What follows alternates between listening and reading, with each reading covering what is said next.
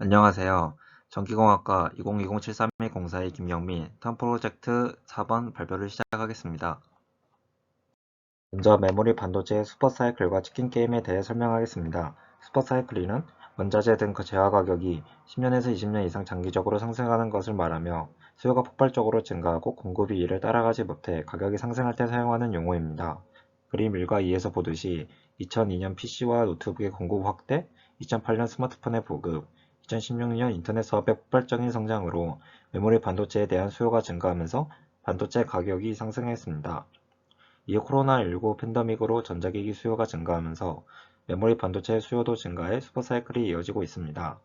다음으로 치킨 게임은 어떤 이슈에 대해 대립하는 두 집단이 있을 때 어느 한쪽이 이슈를 포기하면 다른 쪽에 비해 손해를 보지만 어느 쪽도 포기하지 않으면 극단으로 치닫는 것을 뜻합니다. 삼성전자를 예로 들어 설명하자면 그린상과 같이 삼성전자는 2001년과 2007년에 막대한 자본과 기술력으로 메모리 반도체 D램의 치킨 게임에서 승리하면서 D램 시장에서 압도적으로 호황을 누렸습니다. 그림 4와 5는 이러한 치킨 게임으로 인해 삼성전자가 반도체 부문에서 막대한 영업이익을 거둔 것을 보여줍니다.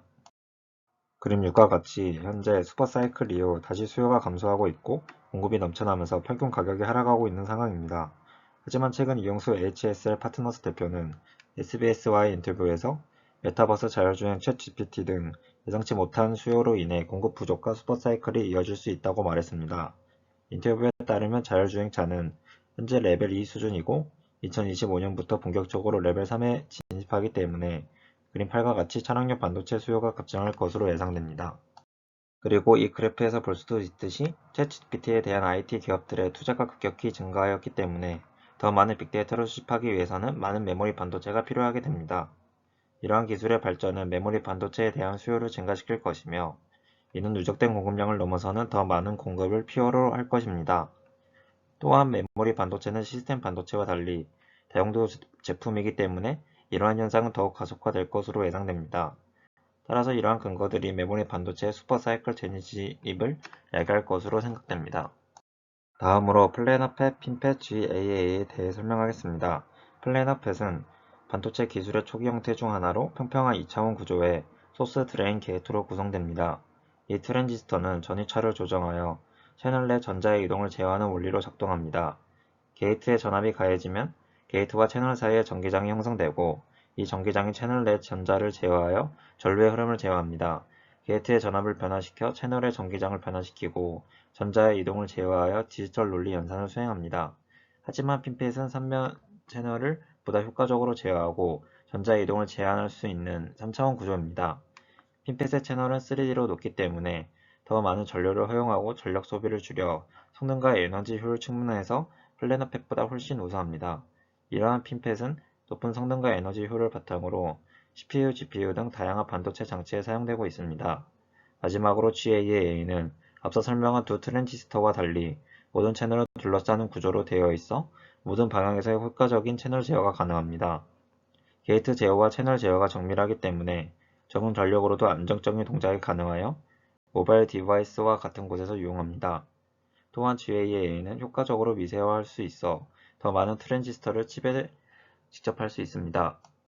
핀팻에 대해 더 자세히 설명하겠습니다. 그림 13에서 보는 바와 같이 핀팻은 플래너와 달리 오프시 발생하는 누적 전류를 완벽히 차단하고 게이트 지연에 필요한 동작 전압을 그림 14에서 볼 수 있듯이 약 2배 정도 줄일 수 있다는 장점이 있습니다.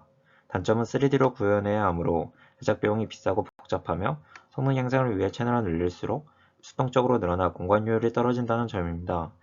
또한 채널이 미세화될수록 채널 폭이 좁아지고 넓은 면적을 구현하기 위해 핀이 점차 늘어나기 때문에 고도의 에칭 기술이 필요합니다.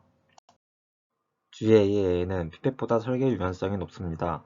많은 수의 트랜지스터를 사용하는 반도체에서는 필요한 타이밍에 트랜지스터를 켜고 끄고 로직에 따라 제어하기 위해 전류의 양을 조절해야 합니다. 이를 위해 기존 핀팻은 채널의 폭을 늘리거나 핀의 높이를 조절하는 것이 불가능하기 때문에 전체 채널 폭을 늘리기 위해 핀의 수를 수평으로 늘려야 했습니다. 하지만 이 방법은 핀의 개수를 정수로만 변경할 수 있다는 한계가 있습니다. GAA는 핀을 옆으로 쌓는 형태이기 때문에 나노시트의 폭을 조절하여 채널 폭을 독립적으로 미세 조정하여 PMOS와 NMOS 간의 균형을 최적화할 수 있어 핀펫에 비해 다양한 채널 폭 옵션을 제공할 수 있습니다. 그림 15는 핀펫은 폭이 일정하지만 GA에는 상황에 따라 채널 폭이 가변적이라는 것을 보여줍니다. 이러한 특성으로 인해 GA에는 아날로그 SRAM 설계에서 더 우수합니다. 그림 16의 첫 번째 그림은 6개의 트랜지스터를 사용하는 하나의 기본 SRAM 비트셀을 보여줍니다. 그림 16의 중간과 같이 트랜지스터의 역할과 특성에 맞게 채널 폭을 수정할 수 있습니다. 따라서 핀펫보다 더 나은 마진과 더 낮은 전력을 구현할 수 있습니다. 다음으로 차세대 반도체에 대한 제 개인적인 생각을 설명하고 그 근거로 제시할 논문을 선택한 이유에 대해 설명하겠습니다.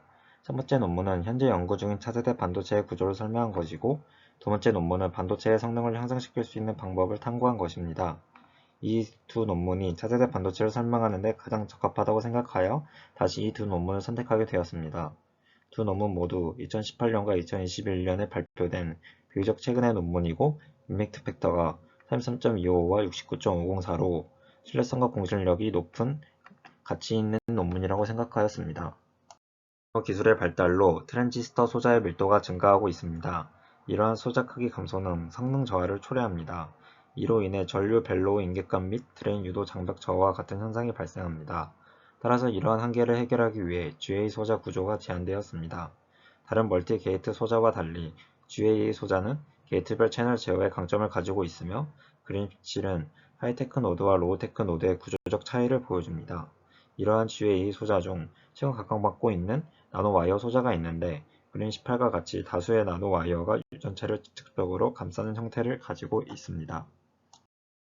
그림 19는 나노와이어의 가장 이상적인 구조이며, 일반적으로 원통형 구조가 게이트 흐름 제어에 가장 유리합니다. 이러한 나노와이어의 성능은 게이트의 길이에 따라 달라지는데, 표 1을 보면 게이트의 길이가 길어질수록 게이트가 꺼지고 켜질 때 전류차가 커지는 것을 알 수 있습니다. 온오프 시 전류차가 커지면 누설 전류가 감소하고 성능이 향상됩니다. 그림 20은 게이트의 길이가 길어질수록 드레인 전류가 감소하는 것을 보여주며, 이는 소자의 성능 향상을 설명할 수 있습니다. 나노와이어의 성능에는 게이트를 구성하는 재료도 관여합니다. 그림 21에는 각 금속의 이람수가 그래프로 표시되어 있으며, 각 PMOS 및 MOS에 사용할 수 있는 단일 금속이 나와 있습니다.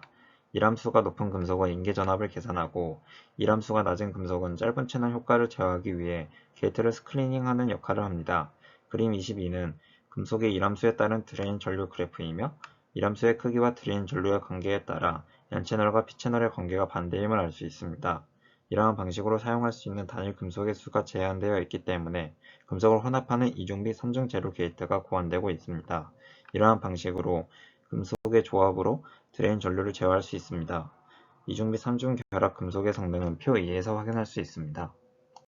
와이어의 채널 두께도 성능에 영향을 미치며, 채널의 두께를 줄임으로써 채널 수를 늘리면 성능을 향상시킬 수 있습니다.